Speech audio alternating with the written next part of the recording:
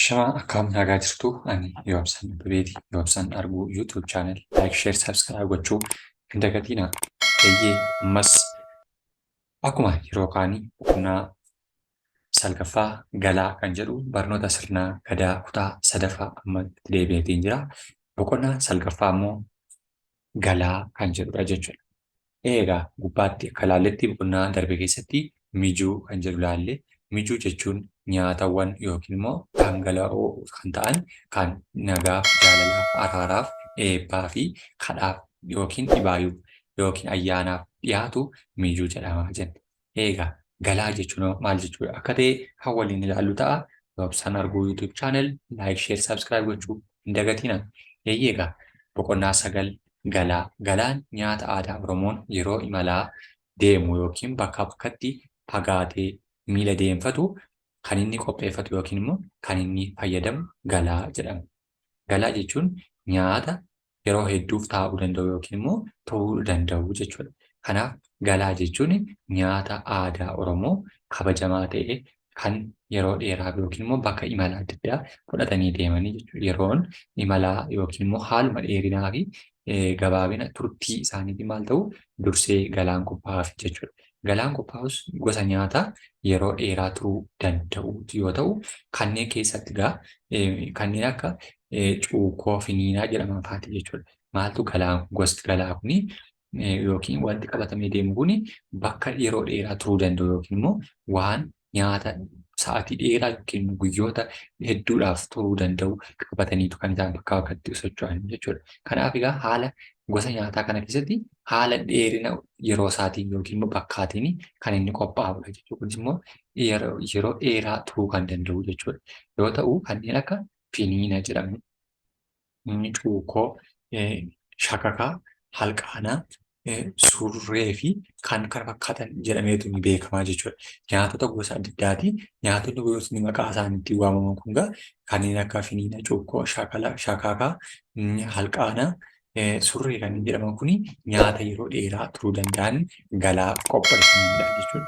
Kanaatiin yeroo dheeraa namoota karaa deeman yookiin immoo haala daandii fageenya isaaniittiin deeman sanaan qophaa'eefitu itti laatamaa jechuudha. Egaa akka duudhaa Oromootti galaan kophaan nyaatamu.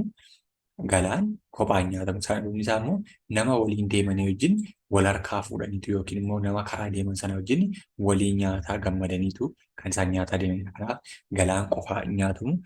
Nyaatni imala waliin deeman galaa waliin nyaatu. Galaan quufaa hin nyaatamu. Maaliif nyaatama? Turtii karaa dadhabbii ofirraa baasu kan nyaatamudha jechuudha. Namootni imala dheeraa deeman galaa qusataa nyaatu. Yeroo tokkichaa yoo nyaatanii fixan waa biraa waan nyaatanii waan hin jirreef naannoo isaan deeman sana qusataniitudha jechuudha kan isaan fayyadamaa deeman. Otoo karaa hin fixin galaa hin fixan. Sababni isaa karaa hedduu deemu taanaan haga karaa sana fixanitti galaa sana nyaatanii fixuun hin danda'amu jechuudha. Qusataniitu kan isaan nyaachaa deemanii fi akkasuma wal harkaa fuudhanii dabaree nyaachaa deemu jechuudha. Qusannoon galaa ibsa jechuudha. Galaa jechuun qusannoo galaa jechuudha. Qusannoo akkaataa barbaachisaa taatetti irraa qiqqicataniitu nyaata afaan qabbasaa deemu jechuudha. Akka isheen jalaa dhugdee bakka isaan gahuu qaban osoo akka isheen isaan hin hanqisiin jechuudha. Sababni isaa namni nyaate malee socho'uu hin danda'u waan ta'eef nyaata baatanii deeman kanaan amma bakka barbaadanii nyaata biraa argatanitti nyaata sana qusachaa nyaatu jechuudha. Namni yeroo imalaa yeroo bahan galaa waliin nyaachuun isaanii immoo maaldha? Jaalaladha jechuudha kan isaan ibsu. Jaalala waliif yaaduu gidduu isaaniitti akkaataa nageenyi isaanii gidduu isaaniitti eegamu wal kabajuu isaanii ibsaa jechuudha. Kanumarraa ka'uun Oromoon namni waliin nyaate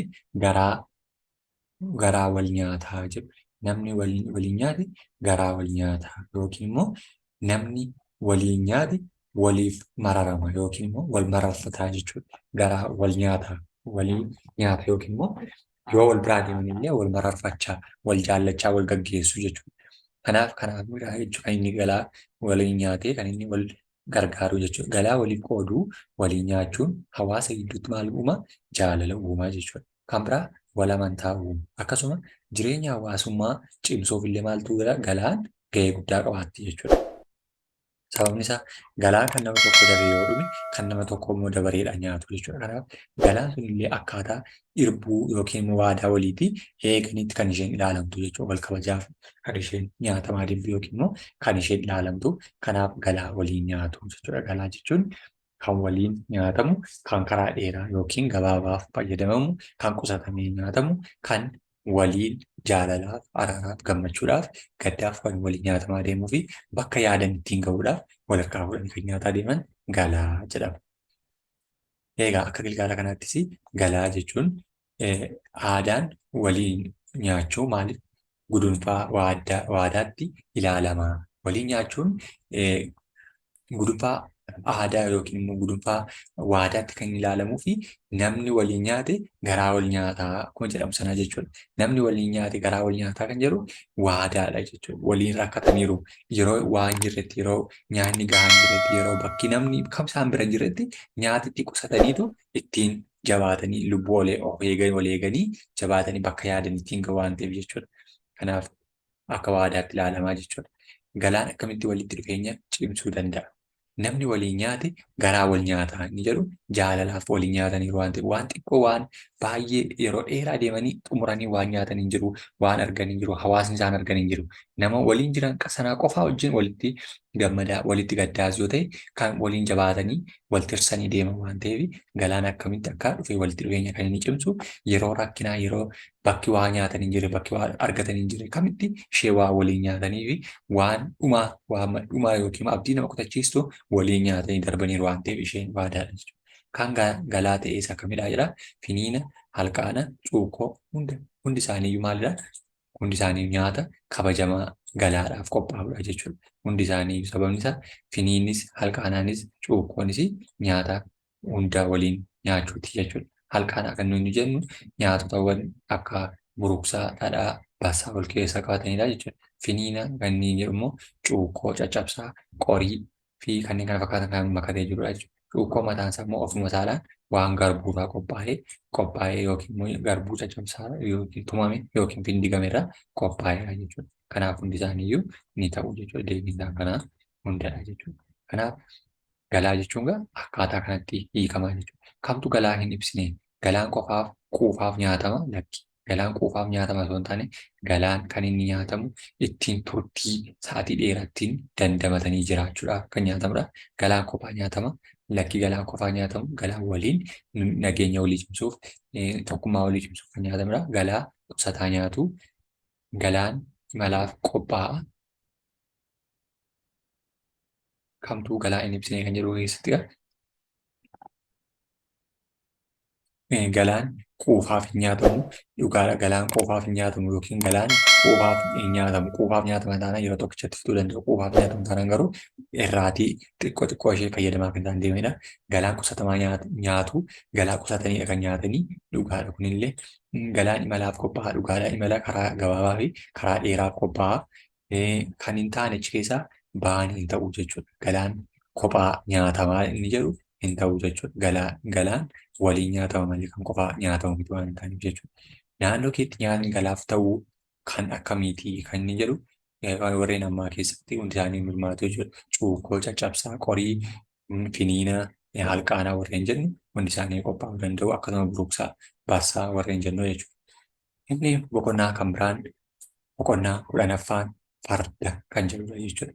Gosa fardaa kanneen jedhu keessatti farda kanneen jedhu Oromoo biratti maaliin ilaalama yookiin immoo sirna gadaa Oromoo keessatti fardi immoo maaliin ilaalama isa jedhu ilaalla jechuudha.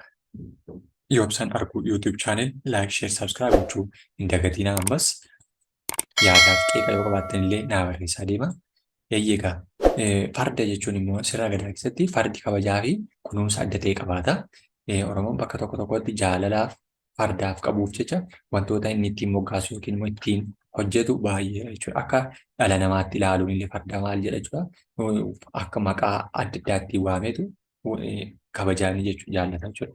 Akka fakkeenyaatti abbaa booraa, abbaa daamaa, abbaa mogol, abbaa bulluu, abbaa booraa, fi kanneen kana fakkaatan yookiin abbaa bororoo, abbaa bullulloo kanneen jedhuuni maal waama jechuudha farda isaa sana waamaa jechuudha. Sababni isaa immoo jaalala farda isaa qabu fardi kunuunsameetu akka ijoollee isaatti ilaallata yookiin immoo akka ilmaan dhala namaatti kunuunseetu wajjin jiraachisaa jechuudha. Kanaaf maqaalee hedduutti baafatu jechuudha. Maqaawwan abbaa booraa, abbaa daamaa, abbaa mogol, abbaa bulloo, abbaa bororaa fi abbaa bullulloo kanneen jedhamani abbaa magaal kanneen jedhamu itti baafateetu maqaa kanaan kunuunsaa jechuudha. Egaa kunooti fardi sirna gadaa keessatti kabajamu kana fakkaataa jechuudha. Fardi leedhaa yookiin fardi sangaa jedhamu akkaataa sirna gadaa keessatti yoo fe'ameera ta'e sirna guuteera yookiin immoo kan kunuunsamaa turedha jechuudha. Sirna guuteera yookiin immoo seera guuteera kan nuyi jennu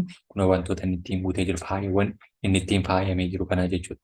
Faayi isaa kun geexii yookiin immoo geexii kan jedhamu Amaariffaan yookiin immoo faaya bareedina isaa miidhagina farda sanaaf kan laatu jechuudha. Warreen kun kooraadhaa kaasee hanga hidhannoowwan alangeettiin oofanidha.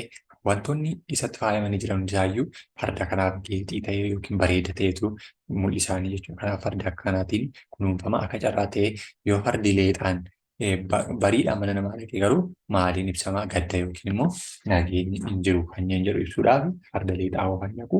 Fardi seera guuteera kan garuu haala kanaatiin farda fuudha yeroo cidhaa yeroo jaalalaa yeroo adda addaa haala kanaatiin kan faayamee deemamudha fi akkasuma kunuunfamudha jechuudha. Fardaaf Oromoon maqaawwan akkasii yookiin kabaja akkasii qabatu. Fardi jila gadaa adda addaa gaggeeffamu irratti gahee guddaa taphata. Isaan keessatti immoo jilli yeroo gaggeeffamu keessatti fardaanii bakka bakkatti kan socho'anii akkasuma yeroo baalli yookiin mallattoon aangoo yeroo fuudhamus fardaanidha kan isaan galgala mana abbaa gadaa isa duraanii deemuutiin baalli yookiin immoo aangoo isaa fuudhanii gara bakka jilli qophaa'ee jirutti deebi'anii jechuudha. Kanaaf jaalala guddaa qabaaf jechuudha. Akka dhala namaatti ilaaleetu kabajaa jechuudha. Jila dhawaa dhibaayyuu fi jila raabaa garmaamuu yeroo dhawaa dhibaayyuu yookiin immoo dhibaayyuu yeroo galateeffannaa gaggeessuuf jedhanii yeroo xumuruuf jedhanii jechuudha. Yeroo sanas fardaan kan inni faayamee deemu. Jila raabaa garmaamuu yookiin immoo yeroo itti guluffii fardaa waggaa keessatti yeroo kabaja dorgommii yookiin immoo kabaja raabaa garmaamuu yookiin yeroo umurii raabaa keessa gahan wal dorgommii faayaa kana yeroo gaggeessan yookiin immoo fardaa kana gaggeessan illee fardaan kan inni faayanii gaggeessus dabalataan bakka hundatti maalidha? Fuudhaaf heerumni fardaan faayameetu kan inni gaggeeffamu. Shamarreen heerumti yookiin immoo qeerroon fuudhu kan inni faayamee deemu farda yaabbateetu ture osoo konkolaataan hin jiraatin iyyuu fardaan faayameetudha. Yeroo har'aa kanallee fardaa fi makiinaa yeroo wal cinaa deemsanii cidha adda addaa irratti hirmaachisan ni mul'ata jechuudha. Kanaaf barteewwan sanarraa kaasanii har'allee kabaja guddaa fi jaalalaan kan sirni kun ittiin gaggeeffamudha jechuudha. Kan biraa fardi akkuma dhala namaatti abbaaf ajajamaa jedha. Egaa warreen farda qabanii ajaja hundumaa barsiisaniiru waan ta'eef akka ijoolleetti kan inni ajajamuuf jechuudha. Deebi'ennaan hin deebi'a, dhaabadhonnaan hin dhaabata, ciisennaan illee yeroo inni ciisu jira jechuudha. Kanaaf farda jechuun akka dhala namaatti ilaalameetu kunuunfameetu kabajaan mana keessatti eegamaa jechuudha. Akkasuma abbaan irraa kufee miidhamee gatee biraallee hin deemu. Fardi abbaa fe'atee yoo bakka waraanaa dhaqee yookiin bakka daandii adda addaa dhaqee akka carraa namichi abbaan fardaa dhukkubsatee irraa kufellee bakka sana dhaabbachaa bula malee gatee hin galu jechuudha. Fardi sun gatee galuu hin danda'u, hin jaallatus hin beekus jechuudha. Sababni isaa abbaa guddisa sana waan beekuuf bira dhaabbataa jechuudha. Aga namni dhaqee bakka sanaa kaasutti bakkuma sana turaafi jechuudha. Oromoon farda akka dhala isaatti ilaaluun kunuunsa guddaa kan taasisuufis immoo kanaafidha jechuudha. Fardi yoo balaan uumamullee jiraate guyyaa balaan namarra ga'u yoo jiraate fardi sun mana keessaa shedhee harkifamee hin ba'u. Sababni isaa har'a guyyaa balaa wayii jirti taanaan yookiin namicharra yookiin immoo qaama ta'e irra gahaa taanaan fardi sun mana keessaa harkifamee ba'uu hin danda'u jechuudha. Amma barbaadden reebamee amma barbaadden harkifame illee ofiisaadhaan didee dhaabbata malee hin socho'u jechuudha bakka dhaabbatee. Kanaaf fardi akka kunuunsa dhala namaatti kan inni ilaalamuu fi kan inni sirna gadaa Oromoo keessattis kabaja guddaa qabaatuuf jechuudha. Gadaa keessatti fardi seera mataa isaa qabaata. Seerri fardaa kunis bakka tokkotti seera arreedaa jedhama yookiin immoo gulufsiisuuti. Seera kana keessatti gama guduruu yommuu jedhamu gama guduruu yookiin immoo bakka birootti immoo seera fardaa yookiin immoo seera golaa jedhama. Jedhameetu kan inni beekamu. Kunis immoo namni tokko eeyyama abbaa malee farda namaa biroo yoo yaabbate seeraan adabamaa jechuudha. Namni kamiyyuu farda namni kunuunfatee abbaan isaa kunuunfatee yaabuu hin danda'u jechuudha. Sababni isaa yaabbatee jennaan fardi namaa abbaa sanaa malee waan hin beekneef carraa kuffisuu qaba. Carraa dhiitee miidhullee qaba jechuudha. Dhiitee yookiin immoo irra deemullee qabaata jechuudha. Kanaaf seera malee farda namaa yaabbachuun dhorkaadha jechuudha. Kanaaf seera fardaa yookiin seera golaa jedhamee yookiin immoo seera arreedaa gamaa guduruu jedhameetu kan inni seerri isaa tumameef jirullee. Kana malees namni farda sirnaan hin soorre yookiin kunuunsine ni adabamaa jechuudha. Farda yaabbatan ni kunuunsu, dhagna isaarraa dhiquu, mana keessa galchuu, bakka jaalalaatti kan isaanii tiksanii jechuudha. Namni farda ajjeese akka dhala namaa ajjeesetti illee ni ilaalama. Sababni isaa bakka hundatti illee kabajaan waan nama waliin jiraatuuf jechuudha. Yookiin immoo akka bineensota qaalii nama hin ciniinu yookiin nama miidhu waan ta'eef jechuudha. Kanaaf nama barii sanarraa adda bahullee hin jaallatu jechuudha. Hamma gaafa dulloomee dadhabee du'utti jechuudha. Akkasumallee nama ajjeesee gumaa baasa yookiin immoo gumaa kaffalaa jechuudha. Namni farda ajjeese yookiin immoo namni farda namaa ajjeese akka hidaa yookiin immoo gumaatti ilaalama jechuudha. Kanaaf gumaa bakka fardaa sanallee farda kan biraa dirqama adabbiidhaan kaffalaa jechuudha. Kanaaf namni kamiyyuu akka dhala namaatti ilaalamu jechuudha. Oromoon gaafa waraanni jiru maaliin duula fardaan lola deema yookiin fardaan duula deema jechuudha. Akkuma farda gulufsiisan geeraruun miira gootummaa ittiin ibsatan fardaanii jechuudha. Gaafa guluffii yookiin immoo gaafa dorgommii adda addaa fardaan kan inni geeraramu kan inni wal dorgomamu gootummaan kan inni ibsamu jechuudha. Duula wajjin deema waan ta'eef kanaafidha jechuudha. Kan inni ittiin kabajaaf jaalala ta'e illee achi keessatti beekamu jechuudha. Kana malees namni beekamaa fi goota ta'e yoo du'e immoo maal godhu fardaan garmaamuu sirna awwaalcha raawwatu. Yeroo akkaataa namni yeroo du'ullee bakka sana faayamaa yookiin immoo alaabaa dura itti hidhuutiin fardaanii jechuudha. Kan inni dursame yookiin immoo kan inni ajjabamee deemu jechuudha. Kan inni dursa namoonni bareechanii faayanii kan isaan deeman fardaan dura isaa deemanidha jechuudha. Kanaan fardii kabajaaf jaalala hawaasa Oromoo biratti qabuun ni beekama jechuudha. Oromoon jaalala fardaaf qabu akkamiin ibsata? Namni seeraa fi heeraa mataa isaatti hin dandeenye ni qabaata. Oromoon fardaan akka ijoollee isaatti ibsata. Akkasuma maqaa abbaa booraa, abbaa daamaa, abbaa magaal, abbaa boor, abbaa mogol kan jedhu moggaaseetu ibsata jechuudha. Oromoon biratti fardii maaliif akka ilma namaatti ilaalama? Kabajaa, jaalala. Fardii akka dhala namaatti kan ilaalamuu fi yoo abbaan biraa miidhamellee gatee hin deemu guyyaa jaalalaa, guyyaa araaraa, guyyaa nageenyaa fi guyyaa gootummaa illee kan ittiin ibsatan farda yaabbatanii waan ta'eefidha. Seera fardaa kan ta'e isa kamii yoo ajjeesan gumaa kaffaluu dhugaadha. Hayyama abbaa fardaa malee yaabbachuu dhiisuu sirriidha. Akkasumallee lachuu deebiidha. Deebiin keenya lamaan isaaniiyyuu deebii sirriidha jechuudha. Kanaatiif eeyyama abbaa fardaa malee yaabbachuun hin danda'amu. Ajjeesuun illee akka gumaatti nama kaffalchiisa jechuudha. Oromoon maaliif farda kabaja? Fardii kan inni kabajamuu fi tokko gaafa ayyaana yookiin immoo jilaa kan yaabbatanii deeman farda bakka nageenyi jiru, bakka araarri jiru, bakka gootummaan, bakka lolaa, bakka duula adda addaa fardaan deemu waan ta'eef kanaaf farda ni kabaja, ni jaallata jechuudha.